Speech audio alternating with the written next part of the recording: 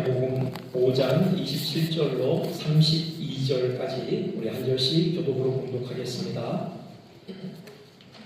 또 간음하지 말라 했다는 것을 너희가 들었으나 너희에게 이르노니 음욕을 품고 여자를 보는 자마다 마음에 이미 간음하였느니라. 만일 내 오른눈이 너로 실족하게 하거든 떼어내버리라. 내 백체 중 하나가 없어지고 온몸이 지옥에 던져지지 않는 것이 유익하며 또한 만일 내 오른손이 너로 실족하게 하거든 씹어내버려라. 내 백체 중에 하나가 없어지고 온몸이 지옥에 던져지지 않는 것이 유익하니라. 또 일렀으되 누구든지 아내를 버리려거든 이혼 증서를 줄 것이라 하였으나 나는 너희에게 이르노니 누구든지 음해하는 이유 없이 아내를 버리면 이는 그대로 간음하게 하며 또 누구든지 버림받은 여자에게 장가 드는 자도 간음함이라. 아멘. 기자와 인사 나누실까요? 한 주간 명절 연휴였죠? 이게 편안히 잘 보내셨습니까? 네, 이렇게 건강하고 멜로 모습으로 뵙게 돼서 감사하고 사랑하고 축복합니다. 지난 시간에 그리스도인의 의는 서기관과 바리새인의 의보다 나아야 한다. 주님께서 말씀하셨죠. 차원이 다른 순종이어야 한다는 것입니다. 단지 형식만 갖춘 순종이 아니라 마음에서부터 비롯된 순종이어야 하고요. 율법의 표면적 조항만 그냥 흉내내는 순종이 아니라 그 근본 정신, 그 본의에 따른 순종이어야 한다. 우리 그 말씀을 나눴습니다. 그러면서 예수님께서 이제 몇 가지 계명들에 대해서 구체적으로 적용을 하시는데요.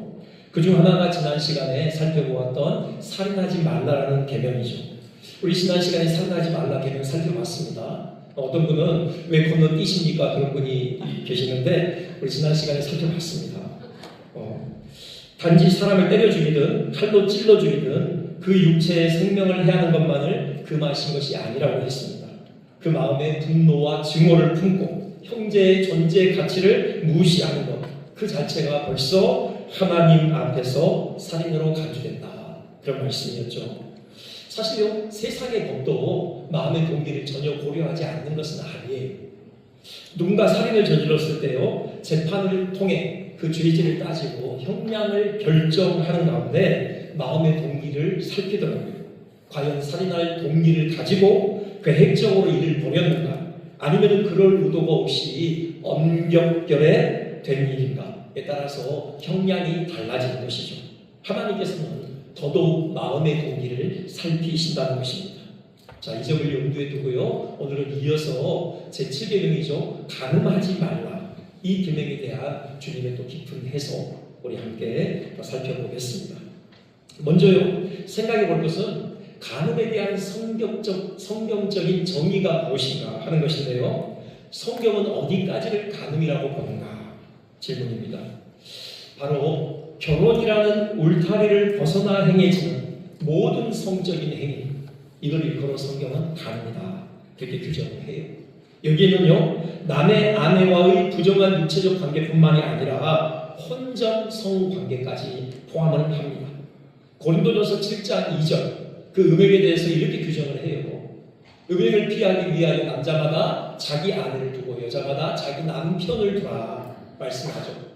그러니까 음행을 피하기 위해서요, 남자마다 자기 여자를 두라, 여자마다 자기 남자를 두라, 사랑하는 남자와 여자를 두라, 이렇게 얘기하지 않아요. 콕 집어서 자기 아내, 자기 남편이라고 분명히 적시를 하고 있는 것입니다. 공식적인 혼인 관계를 상정하는 것이죠. 그러니까 이 말씀에 의하면 음행이 뭐냐? 공식적인 혼인 관계를 벗어난 모든 육체적인 관계라는 것을 알 수 있어요. 또 이렇게도 말씀하셔요. 고린도전서 7장 8절부터 9절까지인데요. 지금 결혼하지 아니한 처녀나 지금 과부들에게 권면을 주시는 건데요. 그냥 지내는 게 좋다. 하지만 절제할 수 없거든 어떻게 하라? 결혼하라고 해요. 절제할 수 없거든 남자를 사귀라. 그렇게 얘기하지 않아요. 결혼하라. 분명하게 말씀하고 있습니다. 성은 공식적인 혼인 관계에서만 허용되는 것이다. 이 점을 우리는 분명히 확인하게 되는 것입니다. 물론 육체적인 행위에만 국한되지 않죠. 예수님께서는 더 나아가서요, 음욕을 품고 여인을 보는 자마다 마음에 이미 가능했다. 분명하게 선언을 하셔요. 역시 예수님께서 마음의 문제를 간과하지 않으시죠. 마음의 동기를 면밀히 살피십니다. 근데 이 말씀을 바로 이해하려면요, 우리가 당시의 시대적인 상황을 한 대목으로 좀 들여다봐야 해요. 당시 서기관과 바리새인은 이 계명을요, 자기 아내가 아닌 다른 여인과 육체적 관계를 맺는 것을 금하는 것으로 이해했어요. 그렇게 가르쳤고 또 그들은 그 말씀을 따랐습니다. 그런데 그들이 이 계명을 지키는 방식을 보면요, 좀 기가 막혀요. 율법에 기록된 이혼 규례를 교묘히 이용을 하는데요, 여기 31절에서도 예수님께서 이런 말씀하시죠. 또 일렀을 때 누구든지 아내를 버리려거든 이혼 증서를 줄 것이라 하였으나, 뭔가를 인용하셨죠. 이게 신명기 24장 1절 말씀이에요. 이렇게 되어 있습니다. 사람의 아내를 맞이하여 데려온 후에 그에게 수치되는 일이 있음을 발견할 경우, 그래서 그를 기뻐하지 아니하면 이혼 증서를 써서 그 손에 쥐어주고 그를 집에서 내보내라. 곧 이혼해라. 이건 뭐 이혼을 독려하시는 말씀은 결코 아닙니다. 이 말씀의 취지는 이혼하지 말아라 라는 이제 그런 말씀인데요, 이걸 어용을 했어요, 유대인들이요. 당시에 바리새 학파 중에 양대 산맥이 있었죠. 샴마이 학파와 힐렐 학파가 있었어요. 이들은 약간 달랐는데 율법을 대하는 태도가요, 샴마이 학파가 훨씬 더 보수적이에요. 율법을 아주 엄격하게 해석하고 적용합니다. 이 경우에 지금 이 계명도요, 그 남편에게 아내로 수치되는 일이 뭐냐, 딱 한 가지로 규정을 해요. 그건 음행이에요. 정절을 지키지 못하는 거죠. 부부는 한 몸이잖아요. 수치될 게 없어요. 부부끼리 가릴 게 뭐가 있어요. 하지만 단 하나 수치되는 것이 있다. 그것은 서로 간의 서야를 깨뜨리는 경우, 바로 정절을 깨뜨리고 바로 간음을 행하는 경우, 이것은 바로 남편에게 수치되는 일이다 라고 그렇게 해석을 하고 그렇게 적용을 했어요. 그런데 힐리락과는 좀 달라요. 훨씬 더 느슨한 해석을 합니다. 좀 더 열려 있어요. 그래서요, 지금 이 부분도 어떻게 해석을 하냐면은 단지 음행 내기에 좀 더 범위를 넓혀요.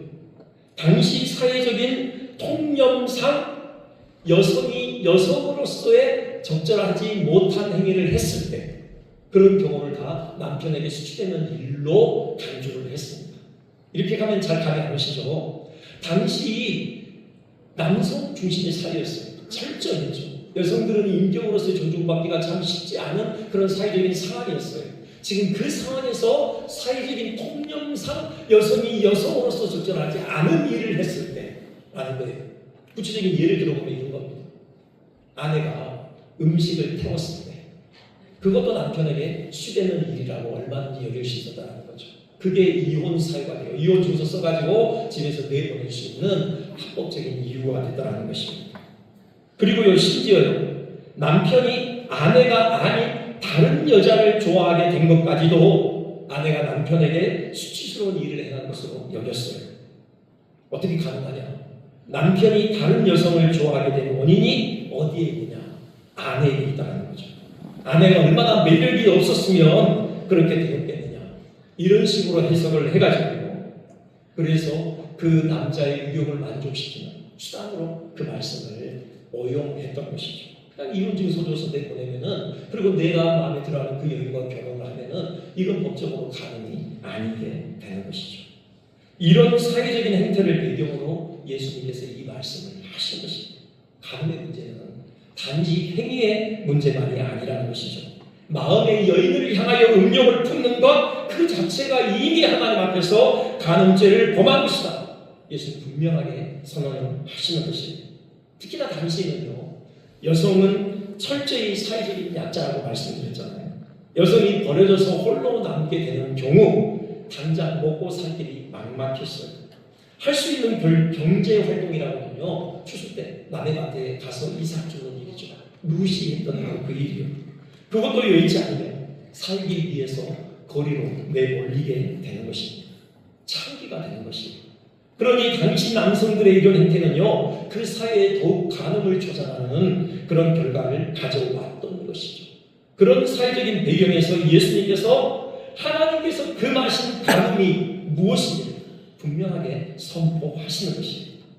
그러니까 지금 예수님께서는요, 이 가늠하지 말라라는 계명의 근본 정신, 원래 하나님께서 이 계명을 내실 때 본의가 무엇인지를 분명하게 드러내시는 것이죠. 뭡니까? 사람을 결코 수단으로 전락시켜서는 안 된다는 것입니다. 욕망을 만족시키는 수단으로 삼지 말라는 것이죠. 살인하지 말라라는 계명과 죄를 같이 하는 것입니다. 하나님의 형상으로서의 존재 가치를 존중하는 것입니다. 우리의 욕망을 만족시키는 대상으로 여인을 그렇게 전락시켜서는 안 된다. 그 인격을 철저하게 존중해야 된다. 그 하나님의 의도가 이 계명 안에도 담겨있다. 우리 주님이 이 말씀을 통해서 분명하게 선언하고 계시는 것입니다. 자, 이 소제목, 누가 가능한 자입니까? 과연 우리는 가능한 자가 아닙니까? 스스로를 돌아보셨으면 좋겠습니다. 두 번째로 생각할 것은요, 이 죄가 하나님 앞에 얼마나 심각한 것인가 우리 생각해 봐야 합니다. 성경은요, 간음죄를요 아주 엄격하게 다뤄요. 그 죄를 지은 자 죽이라고 합니다. 대표적으로 신명기 22장 22절 보면요, 간음한 경우 그 남자와 여자를 가차없이 죽이라. 그래서 이스라엘 중에 악을 제하라. 성경의 분명한 선언이에요. 그 처형 방식은요, 돌을 던져서 죽이는 추석형이 있었고 또 불을 태워 죽이는 화형이 있었죠. 성경에 그런 예들이 나오고 있습니다. 꼭 이런 강제적인 형벌이 아니더라고요. 간음은 결국 그 사람의 인생을 망가뜨릴 것이다. 성경은 경고하고 있어요. 잠언 6장 26절 보면요, 창기로 말미암은 사람이 한 조각 떡만 남게 된답니다. 폐가 망신한다는 거죠. 그리고 다른 이의 아내가 그 귀한 생명을 사냥한다. 다른 사람의 아내와 부적절한 일을 했을 때 결국 그 목숨을 잃게 될 것이다 라고 경고를 해요. 이 말씀을 볼 때 얼른 떠오르는 성경의 인물이 있습니까? 저는 삼손이 먼저 생각났습니다. 참 여인 때문에 어떻게 보면 좀 비참하게 생각을 이렇게 마감하잖아요. 그리고 또 한 명이요, 다윗이 있죠. 특히 다윗의 영적인 탁월성을 생각할 때 간음의 심각한 해악에 대해 누구보다도 잘 보여주는 전형적인 인물이다 라는 생각이 들어요. 다윗이요, 밧세바와 통관한 후에 하나님께서 나단 선지자를 통해서 그에게 말씀하시죠. 다윗의 집에 칼이 떠나지 않을 것이다. 사무엘하 12장 10절에 분명하게 선언을 하십니다. 이 말씀 그대로 다윗의 집안에 칼바람이 들어갔죠. 그 다윗과 밧세바의 사이에서 부적절하게 태어난 그 아이 죽잖아요. 다윗이 일주일간 금식하며 하나님께 매달리죠. 하지만 하나님 말씀하신 대로 그 아이의 생명을 거두어가십니다. 다윗의 딸 다말이요, 이복 오빠 암논에 의해서 도탈당하죠. 그로 인해서 압살롬 셋째 아들, 그 장자인 암논을 죽이는 그런 비극이 벌어져요.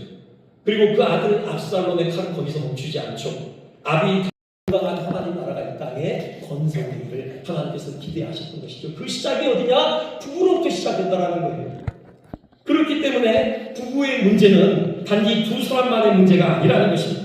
그들의 자녀의 문제이기도 하고요, 그들을 둘러싼 가족들, 부모와 형제의 문제이기도 하다는 것입니다. 부부가 깨지면 가정이 깨지는 것이고 공동체가 깨진다는 거예요. 보통 성을 불에 비유하거든요. 불이 난로 안에 있을 때는 참 유용한 결과를 가져오죠. 집안에 훈훈한 온기를 더하잖아요. 근데 불이 그만큼 난로 밖을 나온다고 생각해봐요. 심각한 일이 벌어집니다. 온 집안을 태워버리는 것이죠. 이처럼 성도 결혼이라는 난로 속에 있을 때는 그 가정을 따스하게 높여줘요. 하나님께서 주신 아름다운 선물입니다. 그런데 결혼의 테두리를 벗어나면은 그 가정을 태워버리는 것이죠. 공동체를 불살라버리는 겁니다. 그렇기 때문에 하나님께서 이 간음의 죄를 심각하게 여기시는 것이죠. 또요, 다른 이유가 있는데요, 언약 때문이에요. 어제도 그 하나님의 선한 섭리 가운데 두 쌍의 부부가 탄생했어요. 저도 다녀왔고 많은 교인들이 축복하기 위해서 그 현장에 계셨죠. 결혼 예식에 있어서 상당히 중요한 의식 중에 하나가 바로 서약 의식입니다. 하나님 앞과 또 친지와 교우들 앞에서 아내로 남편으로 맞이하여 정절을 지키겠다. 끝까지 사랑하겠다. 그렇게 서약을 해요. 하나님께서 이 서약을 중히 여기신다는 것입니다.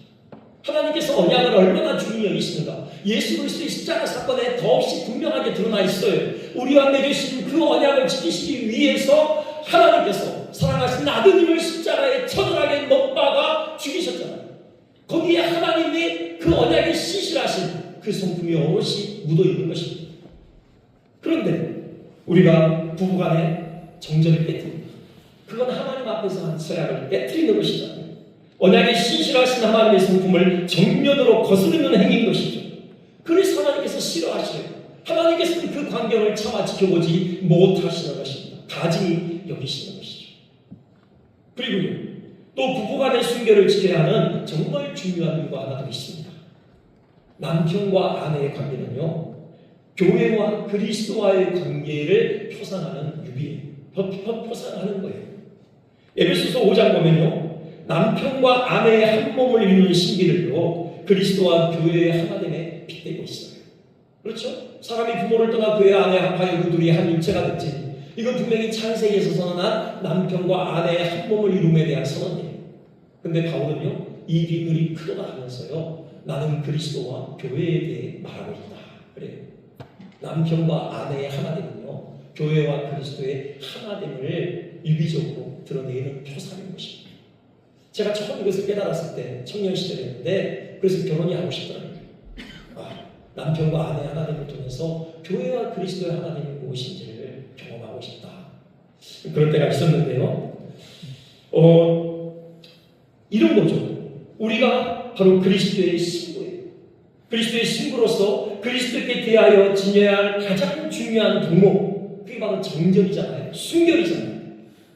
지금 그 내용을 이 간음하지 말라라는 계명 안에 담아내고 계신 것이에요. 그 유대인의 결혼 풍습, 여러분 익히 들어서 알고 계시죠? 아주 오랜 시간이 걸리고요. 또 두 번 뒤에 처음은 신부 집에서 하죠. 그 결혼식을 통해서 이제 드디어 이들은 부부가 돼요. 그걸 성경은 정혼했다, 내지는 약혼했다, 지금 그렇게 사용하고 있어요. 마리아의 요셉과의 관계를요, 그 마태복음 1장 18절 보면은 약혼하고 그렇게 되죠. 사실 이 약혼이라는 말이 우리 식으로 이해해서는 안 돼요. 우리는 아직 정식 부부가 아니잖아요. 근데 이들은 결혼식을 했다니까요. 이미 정식 부부예요. 실질적으로 부부가 된 것이에요. 구속력을 가지고 있어요. 다만 아직 함께 살진 않아요. 여기 동거하기 전에 그랬잖아요. 이들은 아직 부부관계를 맺지 않습니다. 결혼하고요, 신랑은 자기 집으로 가요. 신부는 친정에 남고 한 대략 1년 정도 떨어져서 지내죠. 뭐라느냐, 이제 본격적으로 함께 살아갈 준비를 합니다. 신부는 신부 수업을 해요.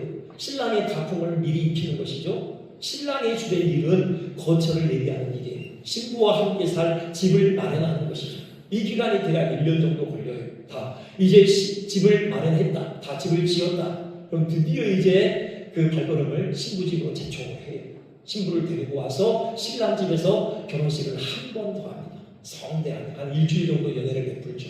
그리고 이제 그 집에서 내내 같이 살아가게 돼요.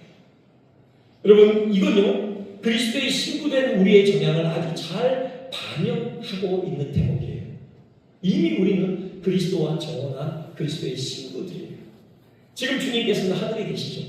하늘로 올라가실 때요, 제자들에게 하신 말씀이 있어요. 요한복음 14장 2절 3절이죠. 내가 너희를 위하여 거처를 예비하러 간다. 이렇게 말씀하셨어요. 신부된 우리와 함께 살 집을 짓고 계시다는 것입니다. 그 집 짓는 일이 끝나면, 그 거처를 다 예비하면 이제 주님께서 다시 이 땅에 오시면 우리를 데리러 오시죠. 물론 그때가 언제일지 몰라요. 아무튼 오십니다. 오셔서 이제 주님께서 예비하신 그 집에서 혼인잔치가 열리는 것이죠. 그리고永구의 주님과 함께 복락을 누리게 되는 것입니다. 자, 그날이 오기까지 우리 이 땅에서 뭘 해야 하느냐?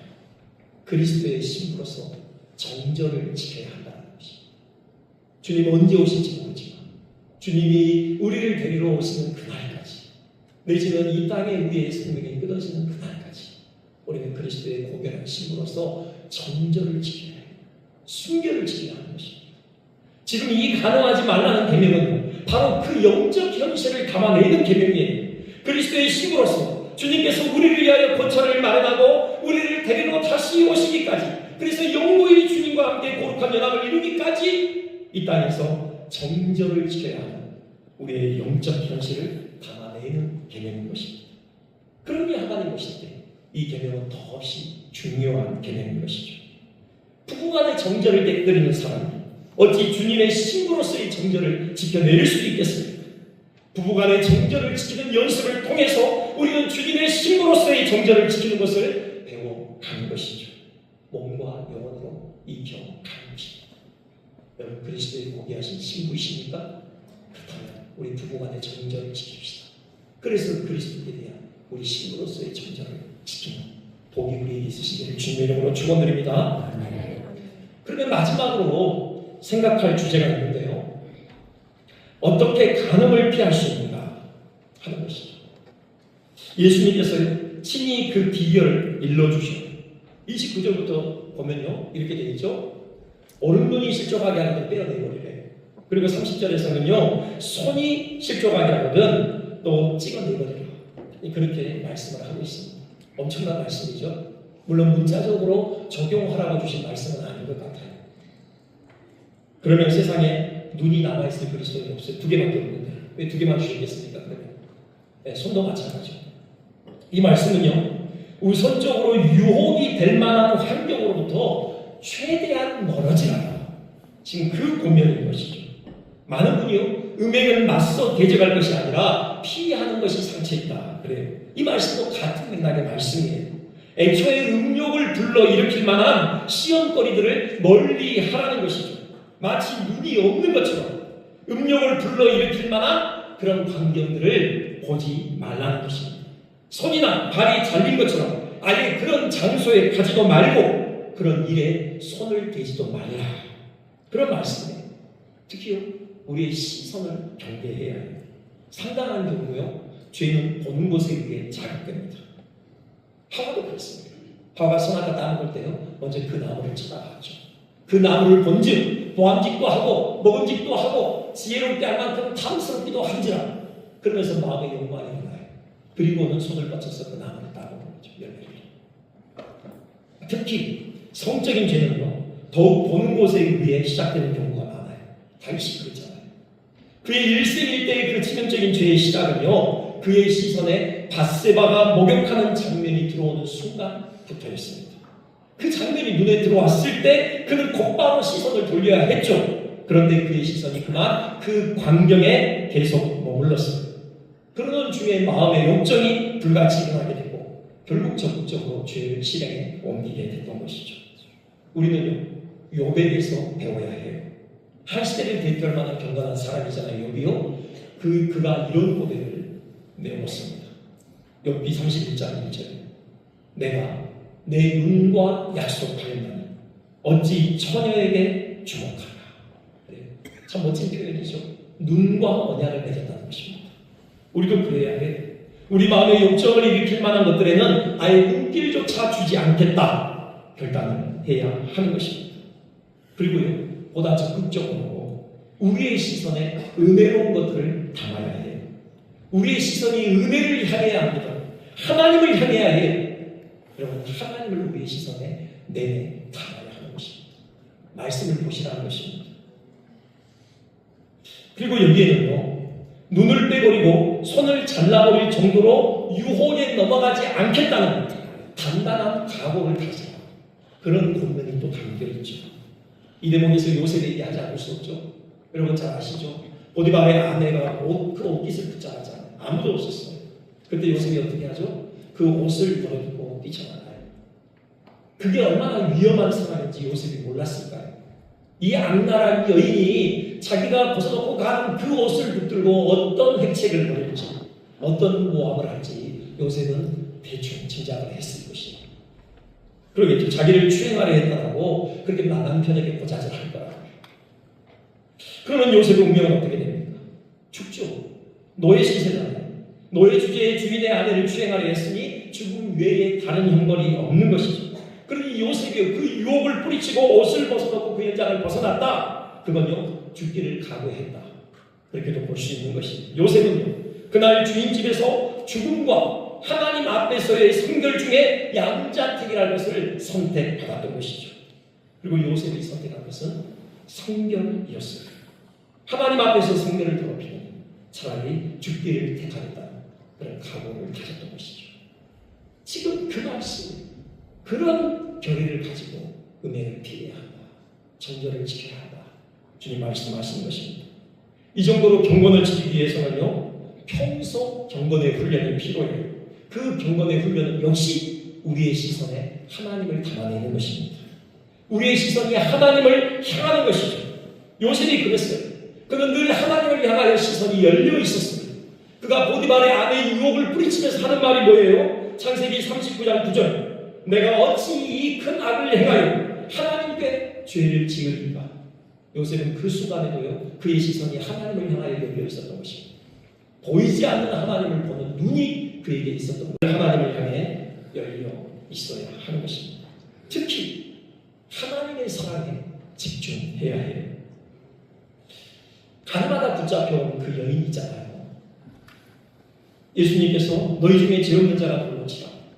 그 예수님의 음성을 듣고 양심의 가책을 받아 사람들이 한마디로 다 떠났습니다. 예수님과 그 여인만 남았죠.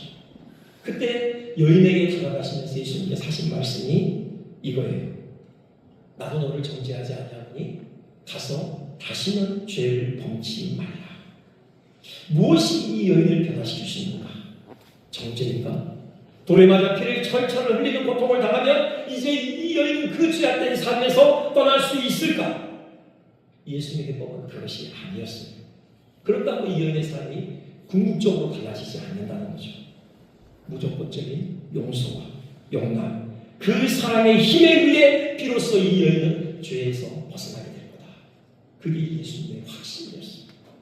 그래서 예수님께서 나도 너를 정죄하지 않아. 가서 다시는 죄를 범치 마라. 그렇게 말씀하셨던 것이죠. 그렇습니다.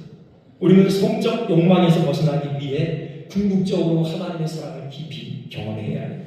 그 사랑에 흠뻑 취하는 은혜의 삶을 지속해야 하는 것입니다.